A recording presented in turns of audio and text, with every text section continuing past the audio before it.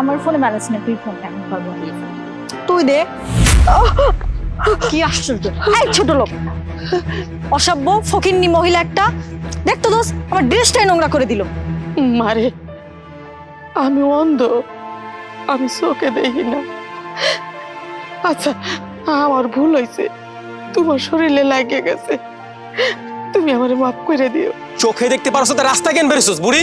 আরে তোমরা দুজন খালি আমারে দোষতাছো, আমি তো চোখে দেখি না, আমি তো অন্ধ। তোমার তো চোখ আছিল, তুমি দেখতে পারলা না, তুমি দেখতে পারলা না, তুমি সাবধান হইয়া চলতা। এই তোর এত বড় সাহস, তুই আমাদেরকে জ্ঞান দেস?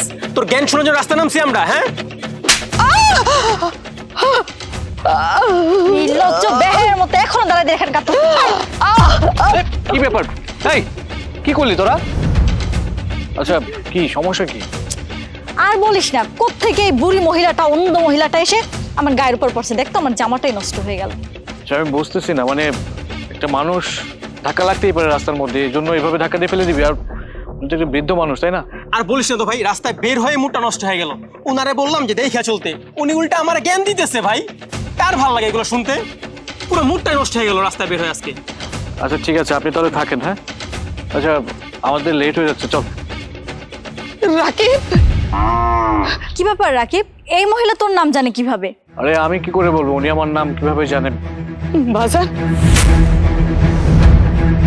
তুই আমারে সাইডা চইলা যাইতাছস? তুই কি ভাবছস আমি তোরে চিনতে পারি নাই? আমি তোরে প্রথম বেলায় চিনছি। তুই যখন আমারে ধরছস তখনই আমি বুঝতে পারছি তোর শরীরের যে ঘ্রাণ, তোর শরীরের রক্ত মাংস সব আমার হাতে যে লাগছে, আমার শরীরে একেবারে মিশে গেছে। তুই ভাবছস আমি অন্ধ, আমি চোখে দেখি না? না রে বাজার, না। সন্তান রে চিনার জন্য চোখের প্রয়োজন হয় না, এই হাত দিয়ে স্পর্শ করলেই হয়। তার শরীরের জ্ঞান পাইলেই বোঝা যায় সেটা আমার সন্তান। তোর বন্ধু বান্ধবের সামনে আমার মা কইয়া পরিচয় দিতে তোর লজ্জা লাগে না রে বাজার? আমিও বুঝি, কিন্তু কি করুন, আমি তো তোরে না দেখলে থাকতে পারি না, পরিচয় না দিয়ে থাকতে পারি না, এই জন্য তো দৌড়াই আইছি। আমার অনেক শখ ছিল তুই বড় হবি, মানুষ হবি, চাকরি করবি, সমাজের 10 জনের মধ্যে একজন হবি। আমার মনে হয় আল্লাহ আমার আশা পূরণ করছে। তুই যেদিন আমারে পালায় রেখে চলে আইছস, এই দিনেই আমি অনুভব করছি যে আমার পোলার মনে হয় ভালো চাকরি হয়েছে। তা বাজান, আমার কোনো দুঃখ নাই জানোস? আমি তোরে দোয়া করি তুই আরো বড় হ।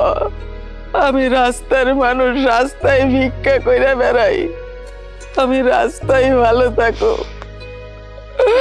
আমারে আর মা কইয়া ডাকতে হইব না, আমারে মা কইয়া ডাকতে হইব না।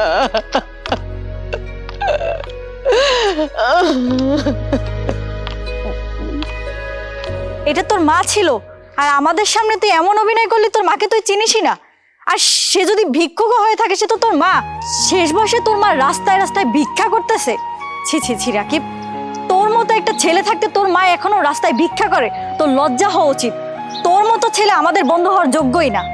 হ্যাঁ রে, আসলে তোরা ঠিকই বলেছিস। আমি আসলে একটা মানুষ না, আমি আসলে একটা অমানুষ। জানিস, আমার বাবা মারা যাওয়ার পর আমার মা কত কষ্ট করে আমাকে মানুষের মতো মানুষ করেছে।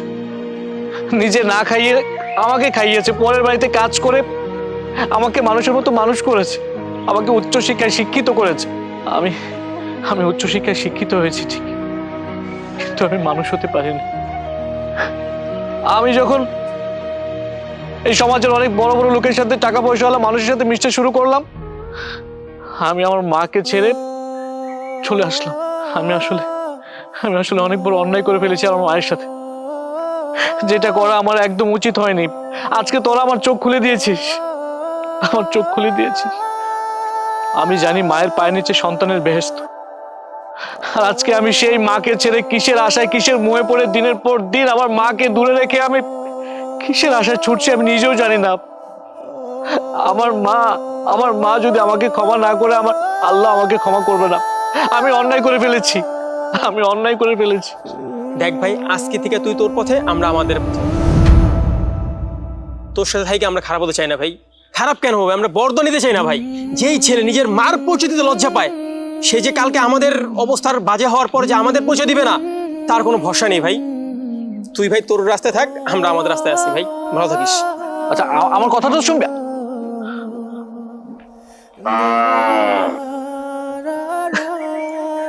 আমি কি করলাম?